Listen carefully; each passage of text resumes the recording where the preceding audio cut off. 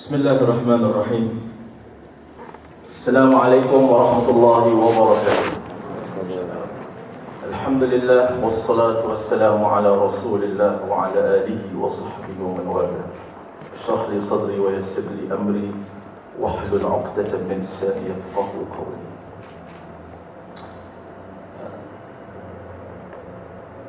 Respected Speaker Dr. Nazaruddin, fellow brothers and sisters in Islam. First and foremost, I would like to take this opportunity to thank the organizer, MUIS, in particular the Office of the Mufti, and as well as Al-Ansar Mosque, for allowing me this opportunity to be here this morning to be with all of you to discuss a very pertinent and important topic today. And I know it is quite a heavy topic for a Saturday morning, but I hope you can bear with me and with us for 1 hour or so. And inshallah, I believe that we will benefit from this session at the end of this event.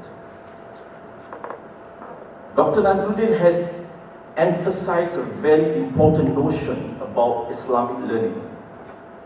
And that is why we are here today. To learn the Islamic way. And that is also the ultimate objective of this ADIL program, the Adult Islamic Learning. So let us learn. I have been tasked to speak about identities, Muslims between loyalty and disavowal. But if we look at the broader topic of this program, it's about Muslims in contemporary world. So when we speak about Muslims in contemporary world, in the modern world, obviously we are not speaking about the environment, the condition and context of Muslims living in the past. Right? We are not talking about the context of Muslims living in the time of Prophet Muhammad sallallahu alaihi wasallam, and subsequently the generations after him. And we're also not talking about Muslims living in the past, for example, under the Islamic system, or even the Islamic Empire, Caliphate, or whatsoever. Today Muslims are dispersed in many parts of the world. Right? You can see Muslims, they travel from one place to another. And today you can see Muslims, increasingly they live as minority Muslims, especially in a majority non-Muslim communities. And the best example is Singapore. We are living as a minority community. And what Dr. Nazreen has also mentioned, but today Muslims are living in a different political system from the past. Right? So due to these realities, we are facing a lot of challenges. Some of it has been mentioned by Ustaz Nazaruddin. But having said that, I do not mean that Muslims in the past, they did not have any challenges. Right? But so one of the key challenges that we are facing today, the Muslims, facing today, is with regards to the notion of identity. The issue of identity. What do I mean by identity? All of us, we have identity, right? Identity as a Muslim, identity as a Singaporean, right? We have racial identity, a lot of identities. Especially when we talk about identity as a Muslim and part of a nation, trying to maintain Islamic identity because they are Muslims in a non-Islamic setting.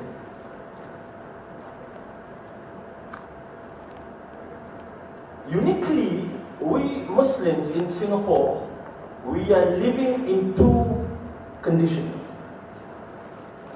One is we are living in a secular government.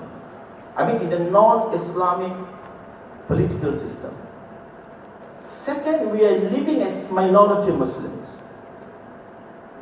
You have to understand that, right? And it's different. We are different from majority Muslims. Muslims living as majority communities. For example, those Muslims living in the Middle East, for example. So we are different. So there are questions about, for example, loyalty to the state, interaction with the state and politics, as well as social issues. For example, our interaction with human beings, with people of the religious other. So both challenges of identity at the political and the social level. Can you follow through? Right. Some of this question has been mentioned by Dr. Nazruddin earlier about today, Muslims are asking a lot of questions when they live in such a situation. At the political level, for example, these are some of the pertinent questions. For example, can Muslims live under non-Islamic system of governance? Right? How about our loyalty to the state? Legal issues, is it wrong? From the legal perspective, is it sinful for Muslims to live not under the Sharia system? For example, in Singapore here.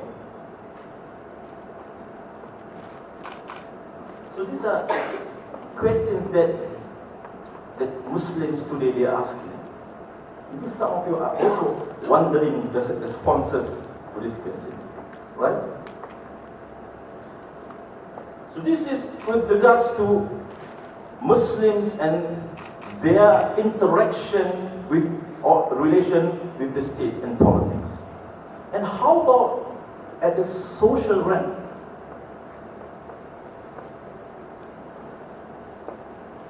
Muslims are also asking these questions. Muslims, non-Muslim relations, for example, can Muslims befriend the non-Muslims, be loyal to them? Because the Quran mentioned about human relationship. And the Quran also mentioned about not taking the Jews and Christians as friends. If we were to read literally from the ayah, لا تتخذوا اليهود والنصارى أولياء. Right? For example. So if you understand from these verses, these are some of the key questions. And can Muslims attend the religious festivals of the non-Muslims? Or can Muslims join the Christians, for example, in their festivals? Either by attending their festivals, accepting gifts, giving gifts during Christmas, and even saying Merry Christmas. And this has been quite a debate in our community. And and recently, just last week, I was sitting at a table with DPMTO in a lunch organized by Home Affairs. And during his speech, he mentioned about this. About there are segments of our Muslim community, although very small, who has problems with this. With just saying Merry Christmas or Happy Diwali to our Christians and Hindu friends. So this is some of the realities that we are facing when we live in these two situations. Okay, right? If we want to look at some of the deeper issues, I give an example, and I want you to answer this question, right? Oh, before I go to that, before I go to that important question. And due to this, Muslims today, they feel that their beliefs and identity are challenged.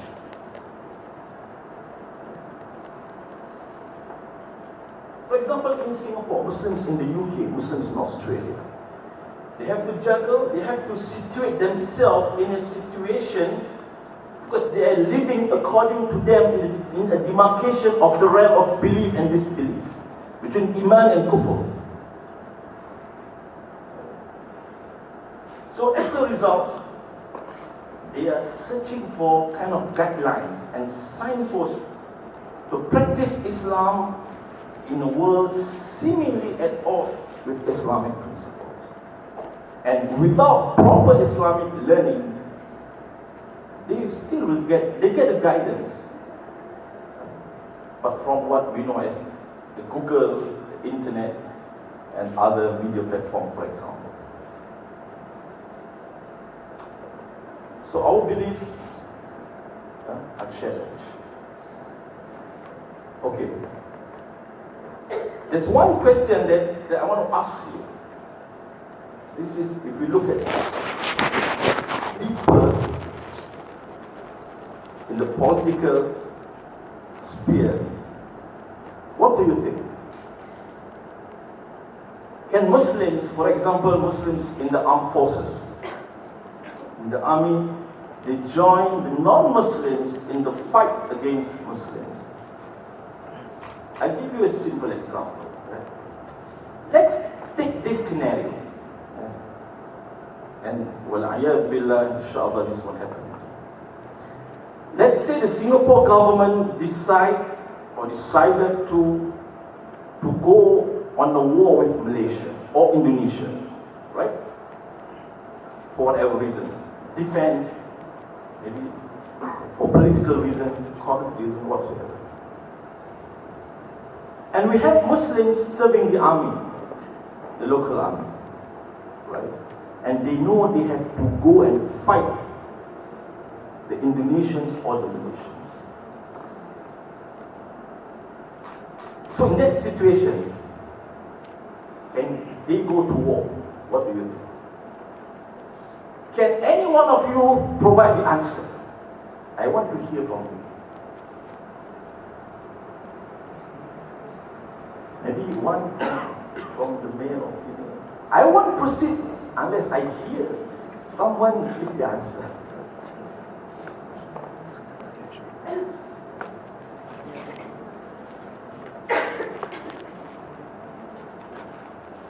Yeah, what do you think?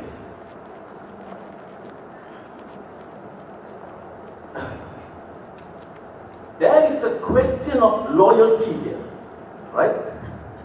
In the Arabic term, we call it wala. Wala, wilaya, wali. This is all Arabic terms related to one meaning, connected to one meaning. Okay, the guys, what do you think? So can you join the Singapore Armed Forces? Yes or no? Yes. Yes or no? How about the ladies? Yes or no? Huh? It's for defense, that is okay. For defense of Singapore, it's fine. Protection of country, protection of the All right. So what is the condition when we say no? What is the scenario? What is that?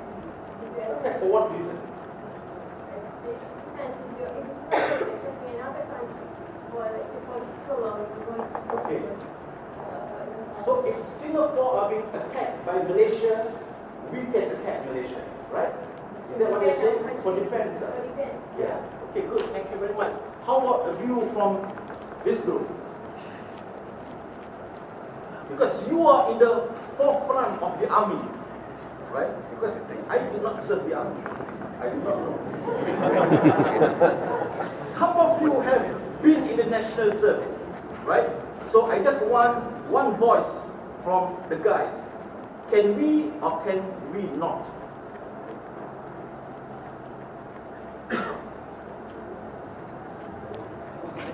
The lady, they are more calming now.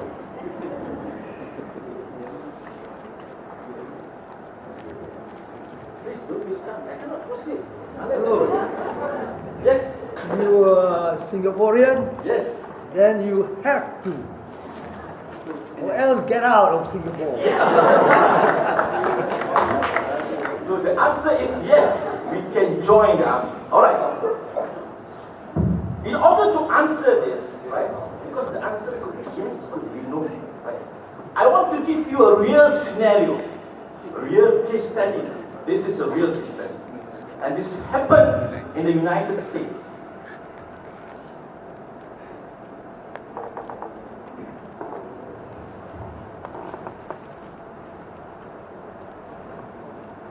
A Muslim by the name of Captain Muhammad Abdul Rashid, who served in the US Army just after 9/11, because he was in the army, he was facing this dilemma of participating in the US war operations against Afghanistan, which is a Muslim country or Muslim majority country. Because he, as a Muslim, he knows that he's going to kill his own brothers in Afghanistan, right? So he requested a fatwa on this, right? Because he was in a very deep dilemma. He did not have the courage, like what our brother Mr. Isa Sagaf has mentioned. We must join the army because we are Singaporeans. He did not have the courage to say, I am an American, I have to join my army. So he requested a fatwa. You can find this story in an article which I will share with you later on. By Bashir Nafi. He wrote an article about this entitled Fatwa and War. So he requested a fatwa by one of the prominent Muslim scholars, all of us know Yusuf al-Qaradawi. Right? So Yusuf al-Qaradawi and his team of scholars, right, provided a fatwa, a ruling that allows them, the American Muslims, to participate in America's war against Afghanistan in retaliation for the September 11 attacks. Right? Meaning, the fatwa allows him to go and fight Afghanistan, the Afghans, right? But his fatwa was countered and opposed by another ulama in Saudi Arabia by the name of Sheikh Uqba Shu'aibi. Al-Uqba Shu'aibi. And Uqba Shu'aibi is the favorite of individuals like Bin Laden, Abu Muhammad al-Maqdisi and the likes. The so-called jihadis or radical Muslims in Saudi Arabia. They will always look for fatwas from Shu'aib. Okay, let's look at the fatwa. Fatwa by Yusuf al-Qaradawi. What did he say?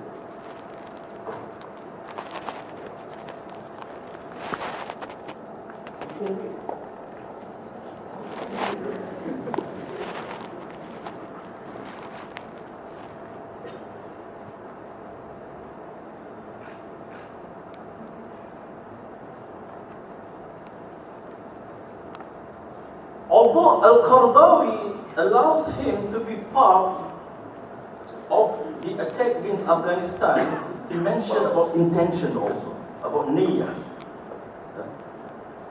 Which I think what you mean by self-defense, the niyyah to, let's say, if Singapore faces such a situation, to defend the country, and here to prevent aggression, defeating falsehood, upholding the truth, right? This is part of the message that we can find in the fatwa provided by Al-Qaradawi. But Al-Qaradawi was also very careful in terms of, he also provided a kind of balance between this religious and civic obligation. He mentioned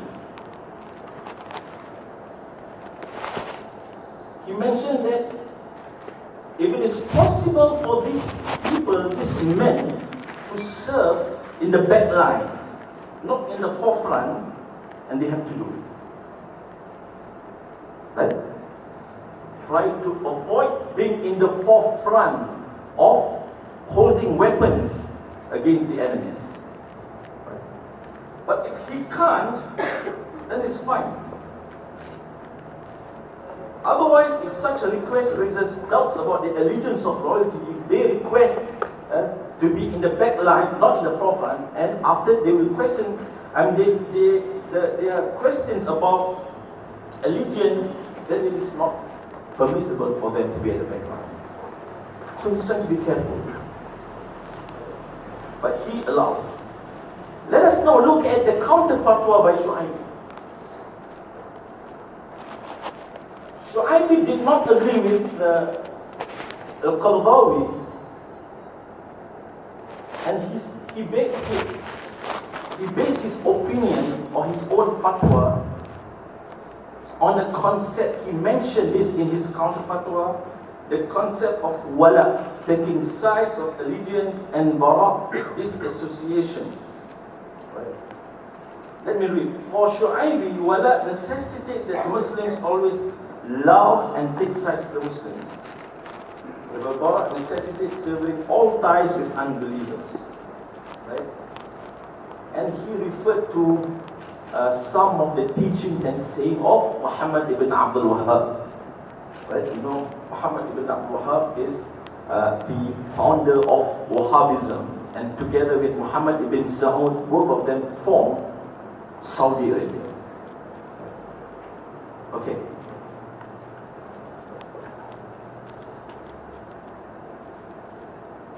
So as a Salafi scholar, Shu'aibi's fatwa was based on this concept, which is also based on the Quran and Sunnah. But according to Nafi in his article, he did not interpret the textual evidence in light of the changes in the world system. Right? Because according to him, that Muslims, they must possess this, or they must practice this concept of al-wala wal-bara, loyalty and disavowal. Because according to them, loyalty and disavowal is an integral part of the faith.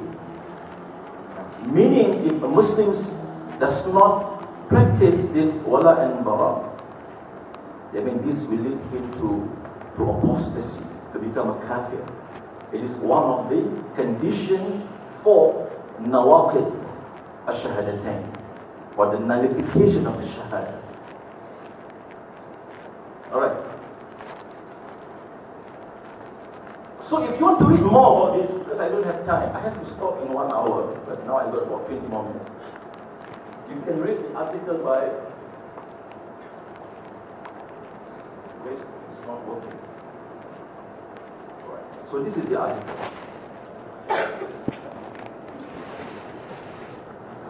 Alright. I give you another example. This happened in America as well.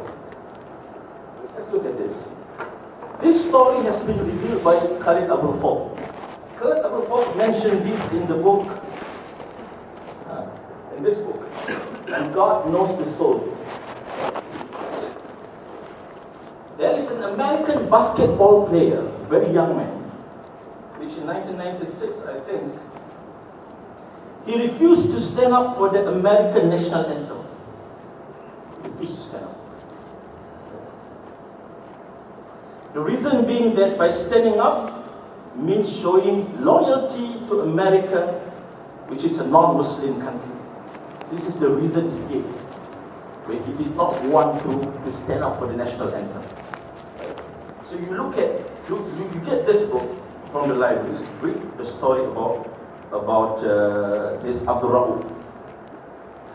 And Khalid Abul Fadl mentioned here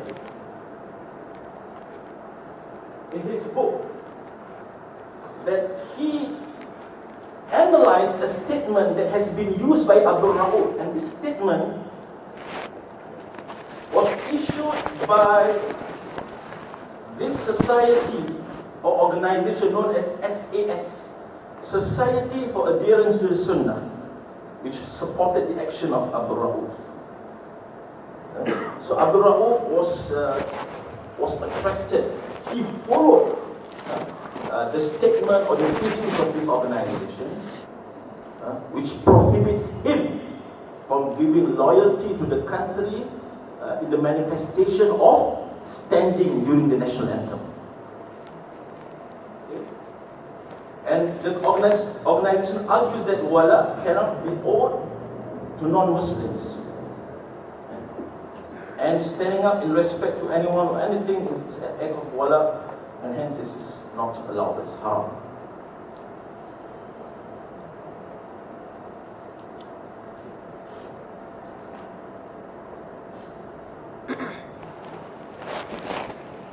So we can find today that there are scholars, especially from Saudi Arabia,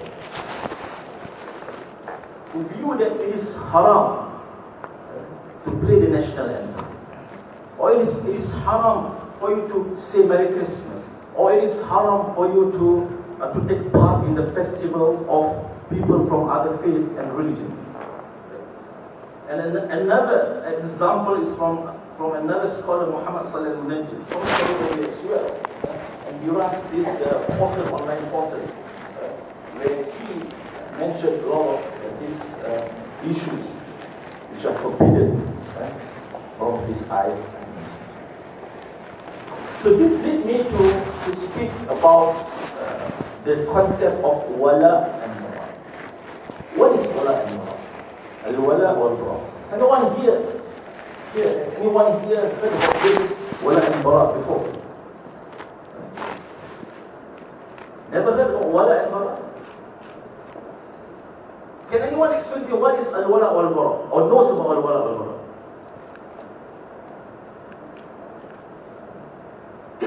Based on my own research on this concept is heavily emphasized in the ideology of the modern Salafis, or the ideas of modern Salafis. I'm not going to speak about what is Salafism, modern Salafism. You can get that, if you want to read more, you can get it from my book and some of my articles. But it's strongly emphasized in their idea. And you can find books written, and I discovered about 44 books specifically written on the topic of wala and bara in Arabic by Muslim scholars. And many of, especially the book written by Muhammad Said Al-Qahtani, has been translated into many languages, including Chinese and German. So what is al-wala wal-bara?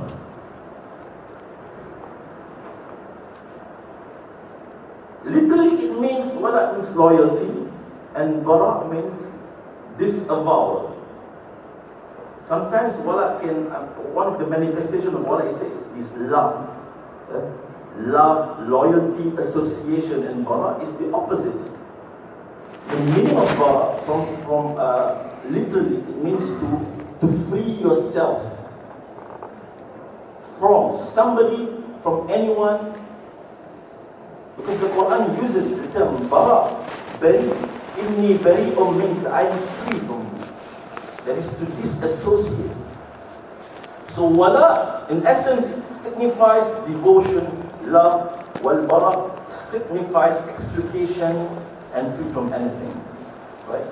But in general, in essence, it speaks about the basis of Muslim and non-Muslim relationship, and about the relationship between Islamic and non-Islamic system. Right? Concept is heavily emphasized in the ideas of modern Salafism and Jihadism. I give an example. In my own interaction with individuals who have been influenced and infected with extreme ideologies, Because I met many of them, both in prisons and outside of prisons, right? And in the field as well. Right? I discovered this pyramid ideology, right? Which I call it the foundation of extremist ideas. If you look at this pyramid, at the core, at the foundation of this pyramid is this concept of wala and bara. It becomes something very important. It is at the foundation of their thinking and ideology. And then you can go up to having this concept of jama'ah, because they believe that they are the real community of the believers. That's why they formed ISIS. They formed Jama'ah Islamiyah. In Egypt also they formed Jama'ah Islamiyah. And in order for them to ensure that members of the organization do not leave, they introduced the concept of bay'ah, which we know it exists in Islam. But the notion of bay'ah that exists in this organization is very different from what we understand or the Prophet's bay'ah to the Muslims. Right? They believe jihad is the sole means or the only means for them to obtain or to get this Islamic state or Dawla Islam. Before this, something that has been emphasized by groups like Al-Qaeda, Jama'ah Islamiyah, Boko Haram and the like, but today it has been materialized, realized by ISIS with the establishment of the so-called physical Islamic state. So wala and bara, for example, it exists in Islamism in general, Islamism, but more specifically in modern Salafism and of course in jihadism. Right?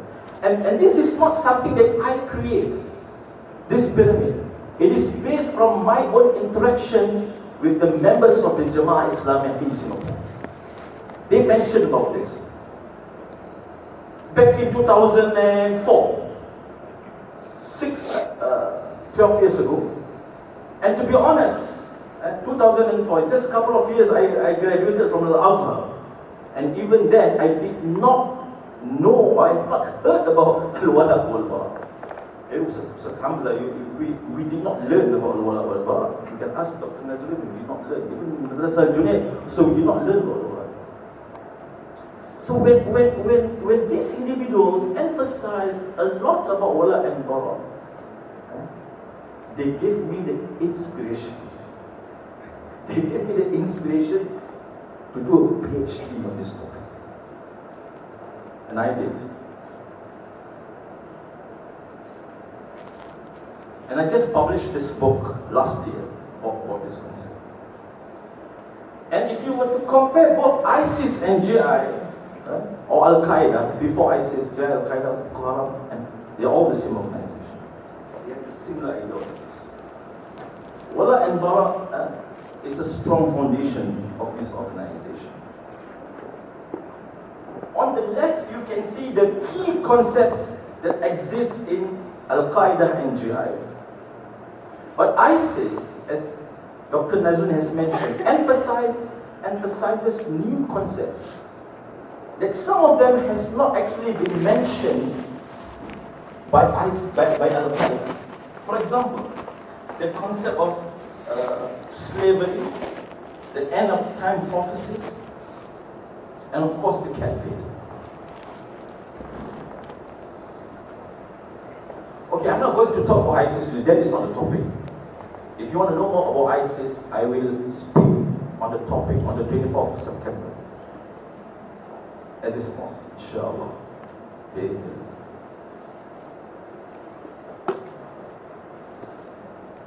How many more minutes do I have?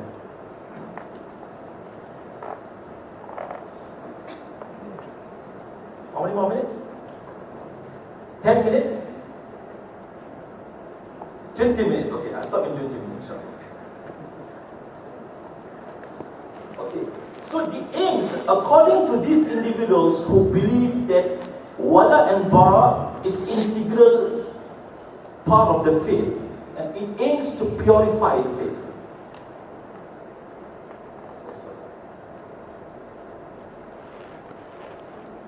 aims to purify it.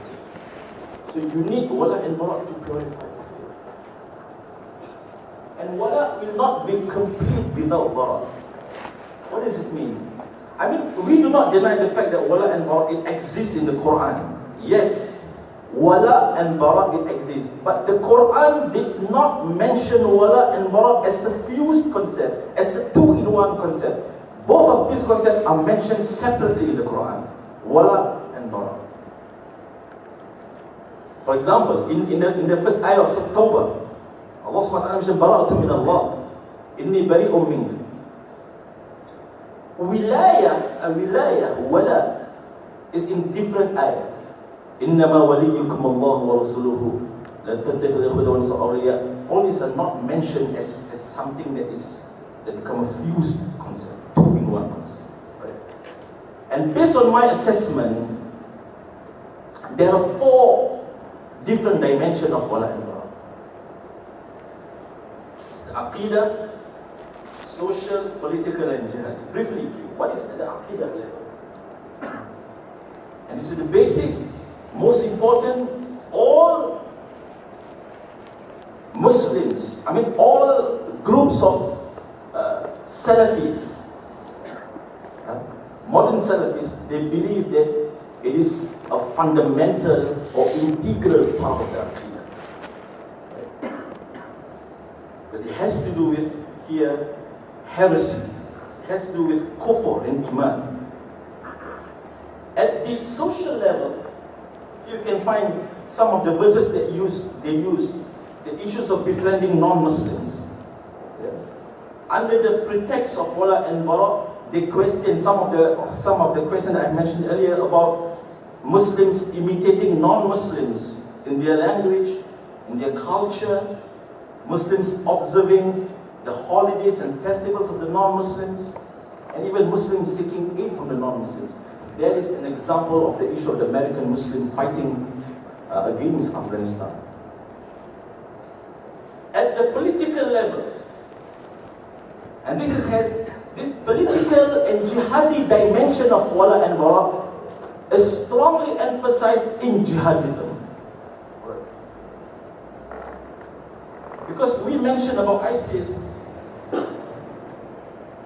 about full implementation of Sharia law. Dr. Rizzi mentioned about Sharia law. And those who do not implement Sharia law, they are kafir.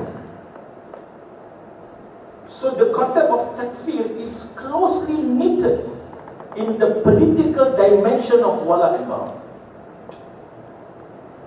Closely knitted. And you can see this, you can read the books by, for example, individuals like Abu Muhammad al-Maqdisi, Ayman al-Zawahiri. I will show you some of the examples of these books. Right? And also the notion of participation of Muslims in non-Muslim, a non-Islamic system. This is also part of the political dimension. Right? Like us, we are living in a non-Islamic political system. What is our situation? And finally, the 4th level is the jihadi level, which is very closely related to the political dimension. And they legitimize jihad in the name of wala and bara. Some of the books written on this topic is by Abu Muhammad al-Maqdisi. Do you know Abu Muhammad al-Maqdisi? I have to mention all these names, right? Because if I don't mention this name, if I don't introduce this name, some of you might think that, wow, Abu Muhammad al-Maqdisi is a great scholar of Islam and we have to read his books. But if you get hold of Millat Ibrahim, you must be very, very careful. Because Abu Muhammad al-Maqdisi, he's still alive. He is the key ideologue of all Islamists, or to be more specific, violent Islamist groups, because he is very prominent in the use of the concept of takfir.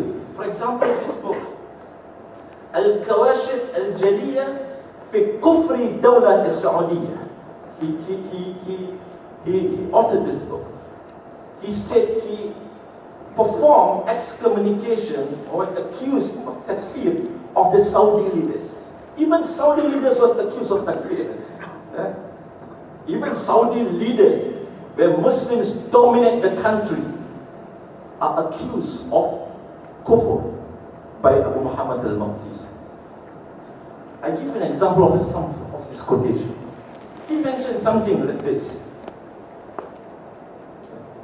The highest degree of showing enmity and hatred to the enemies of God, which is in the Arabic term أعلى مراتب إظهار العداوة والبغضاء لأعداء الله, is jihad and fighting. Al-jihad wal-qital against the political leaders of the Muslim world. This is the words of Muhammad al-Maqdisi. And in Kawashif, in Kashf al-Niqab, he mentioned, it is compulsory for you, فَالْوَاجِبْ عَلَيْكَ, if you want paradise, to disbelieve in him. Him, who is him? Any particular ruler of the Muslim world, disavow him, perform bara, and his servants, and his friends, awliya'ihi, tubaghituhum. That means to show your sense of hatred for your children and your family, to work and wage jihad, to jahidu all your life for his destruction and his annulment. Actually had the meaning wa ibtal. So it's a very strong word used by Maqdisi in the name of wala and bara. Right? Because I need to tell you to be careful about al-Zawahiri, because he is still alive. And he owns the biggest online jihad website, www.tawhid.net. Be careful. I have to be frank with you, and I give you the link also. And he wrote a book, among other books, about wala and bara. This is book. Al-wala wal-bara aqidatun manqulah wa waqi' mafqud. The reality that is lost today. Sheikh Dr. Ayman al-Zawahiri, he is the second man of Al-Qaeda, and he was the leader of the Egyptian Islamic Jihad. Ayman al-Zawahiri. But by profession, he is a medical doctor. Ustaz Ridwan Go, am I right? Right? You studied in Al-Azhar, right? So you know about Egyptian Islamic Jihad. So I just give you an example of some of the introduction of his book.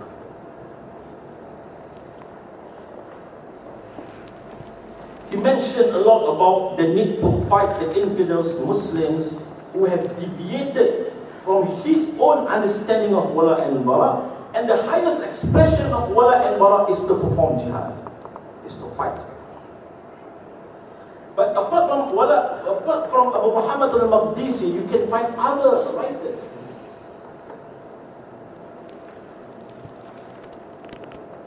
Yeah, these are the books that have been written on the topic by these scholars. Most of them, they are from Saudi Arabia. And specifically, I analyzed 4 books in my book here. In my book, The Rules of Extremism, which I published last year, I analyzed 4 books on wala and bara by these individuals. Number 1, Muhammad Sa'id al-Qahtani. Number 2, Ayman al-Zawahiri. Number 3, Abdurrahman Abdul Khalid. And number 4, Salih al-Fawzan. Right? And these scholars, they come from the different groups of the modern Salafi scholars. And be careful, because these books which have been written specifically on the topic has been widely translated into many languages. Even in Malay, in Bahasa Indonesia, in our own language, in Chinese, in German. And even they produce audio. How many minutes? 5 minutes. I'll try to end in 5 minutes. Even they produce audio CD of Noah, right? Alright. So I have to end in 5 minutes. So I will quickly. I cannot explain to you this, alright? So I just want to share with you what are the other scholars who mention about. They refute the dimension of wala and bara by these so-called radical and extremist scholars. It's in Arabic, right? But I translated it.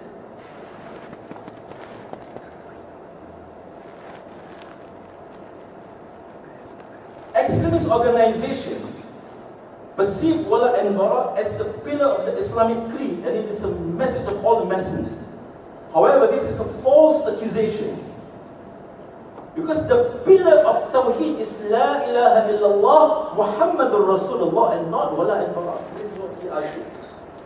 A second scholar mentioned also in Arabic, and this is the translation.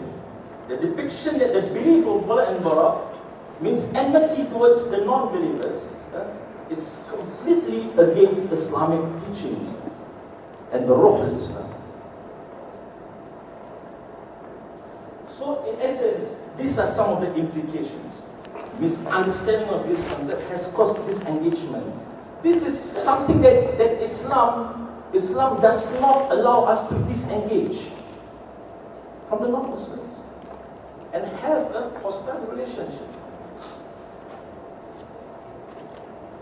So this misunderstanding of this concept will lead to all this I mentioned earlier: hostility, social disorder, disengagement, and even to war and security. So you must understand the different features of the mainstream understanding and those that has been upheld by these extremists. In general, extremist ideas, there are three features here. They are very extreme, they are marginal, and they are minority. Majority of the Muslims, they are moderate.